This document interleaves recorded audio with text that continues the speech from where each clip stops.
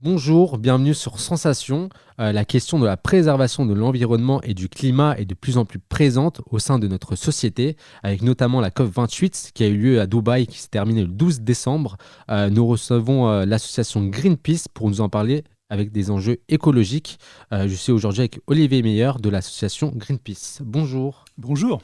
Pouvez-vous nous présenter votre association? Alors Greenpeace, c'est une ONG internationale qui est présente dans 55 pays. On a 4 millions d'adhérents. En France, je crois que c'est 248 000, quelque chose comme ça. Un grand nombre de militants, 4 000 je crois, mais peu importe les chiffres. Réellement, ce qui est important, si vous voulez, c'est à la fois le développement sur le territoire. On a, nous les militants, on est regroupés en groupes locaux. On est présent dans 33 villes en France. Et quelles sont les principales missions et objectifs de Greenpeace en ce qui concerne la protection de l'environnement et la préservation de la planète? Oui, ce qu'il faut peut-être rappeler d'abord, c'est que Greenpeace, qui a maintenant une cinquantaine d'années, elle se caractérise essentiellement par son indépendance. Son indépendance d'un point de vue budgétaire, puisqu'on a un grand nombre d'adhérents, des gens qui nous soutiennent, ce qui nous permet d'avoir une parole totalement libre, de ne pas être lié soit à une institution, soit à une firme commerciale. Le deuxième grand pilier qui nous soutient, c'est la non-violence. La non-violence, c'est un parti pris auquel on tient beaucoup, qui est une non-violence par rapport aux personnes, bien sûr, mais aussi par rapport aux biens.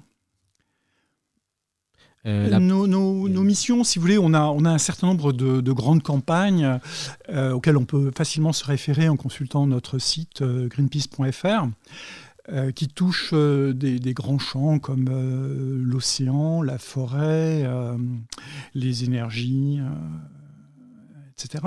Ce qu'il faut dire, c'est qu'à ce niveau d'ONG, on intervient rarement sur des problématiques locales, bien qu'elles se développent. Mais d'une façon générale, c'est une approche au niveau planétaire, en fait, que nous intervenons. C'est ce qui fait notre force lorsque on lutte contre la déforestation en Amazonie, par exemple, et qu'on a une action qui est menée. Elle est menée simultanément dans une soixantaine de pays, donc il y a d'autant plus d'impact. Plusieurs défis environnementaux reviennent souvent sans cesse sur la table, comme par exemple la déforestation, vous nous avez dit. Par quels moyens l'association peut-il y répondre? Alors évidemment, elle n'y répond pas toute seule. Si vous voulez, il s'agit d'une part, il y a un travail de sensibilisation qui est très important. Ce qu'on connaît le plus, les images, si vous voulez, qui ont frappé l'imaginaire à propos de Greenpeace, ce sont les actions, les coups d'éclat qui sont menés par ce qu'on appelle les activistes, c'est-à-dire des gens qui n'ont pas peur d'affronter des conditions techniques, climatiques ou autres qui peuvent être extrêmement difficiles. Ils prennent des risques pour leur propre personne au bénéfice de la défense de la planète. Est-ce qu'il y a des défis et des enjeux parmi lesquels Greenpeace a réussi à y porter des solutions? Alors oui, il serait long d'énumérer les différentes victoires qui s'égrènent au fil des années. La première, en fait, il ne faut pas oublier que Greenpeace, à l'origine, en 71, c'est un tout petit groupe quand je dis un petit groupe, c'est une douzaine de personnes qui, avec un petit rafio, en ayant loué un petit rafio de pêche, ont réussi à bloquer les essais nucléaires des États-Unis. C'est quand même incroyable comme image. Un tout petit groupe comme ça, face à la plus grande puissance mondiale, ils arrivent à intervenir. Alors, ensuite, il y a eu beaucoup d'actions dans le domaine de la préservation des baleines. Et là, une des victoires, c'est d'avoir obtenu un moratoire sur la pêche baleinière. Ce qui est une victoire importante, mais il y en a assez régulièrement. Alors, il faut être très vigilant parce que lorsqu'on gagne, je pense par exemple à la problématique de la déforestation en Asie du Sud-Est par rapport à l'exploitation pour la production d'huile de palme. Eh bien, c'est une chose d'arriver à faire plier un groupe de producteurs.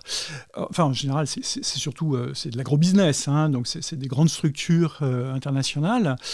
Donc c'est bien. Sauf que il faut suivre sur la durée et vérifier régulièrement que les engagements qui sont pris sont bien maintenus. Et c'est une de nos caractéristiques, si vous voulez, c'est que c'est un travail sur le long terme. Pour des affaires comme ça, on peut être sur le coup pendant 5-6 ans. Lorsqu'on est intervenu contre la surpêche du thon, eh bien, voilà, ça a duré des années et des années, quoi. Vous avez évoqué le côté maritime de l'association. J'ai vu également qu'il y avait des bateaux qui font partie de l'association sous le nom de la flotte Arc-en-Ciel. Concrètement, à quoi servent cette flotte? Alors, il y a 3 bâtiments qui sont d'une certaine importance, qui interviennent sur tous les océans.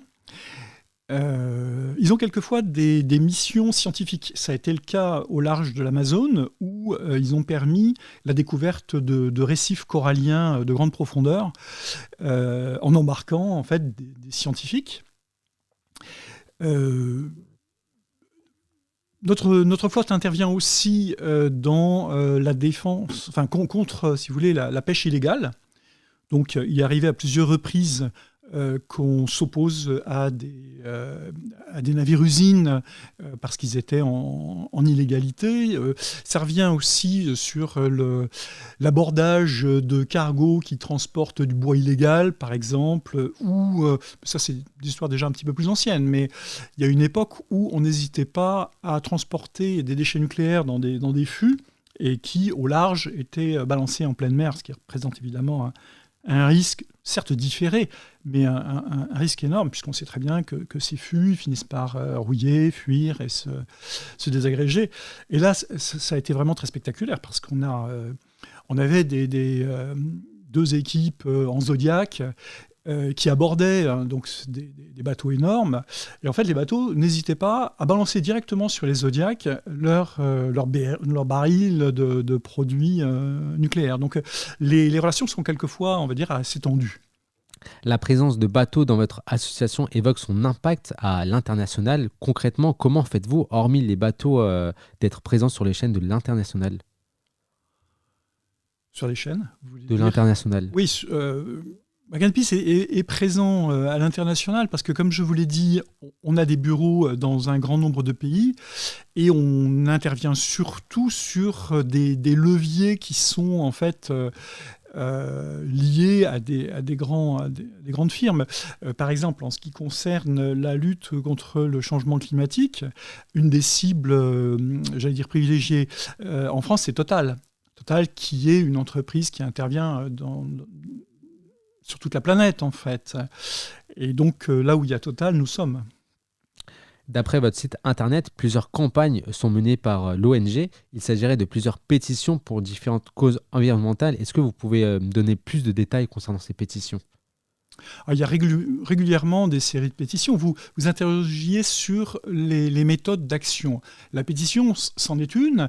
C'est un des premiers pas, finalement, que fait le citoyen qui a pris conscience qu'il y a un vrai problème et qui, commence par signer une pétition, ce qui représente quand même un engagement, parce que ça veut dire que son nom apparaît quelque part, il est accessible. C'est souvent un premier pas en direction finalement d'un engagement plus substantiel pour devenir militant, par exemple. Donc à peu près tous les thèmes sur lesquels nous travaillons font l'objet de diverses pétitions. Il y en a toujours 4 ou 5 en cours. Par exemple, sur la question des transports, la lutte contre les transports en avion inutiles lorsqu'on peut les remplacer par des transports ferroviaires, par exemple.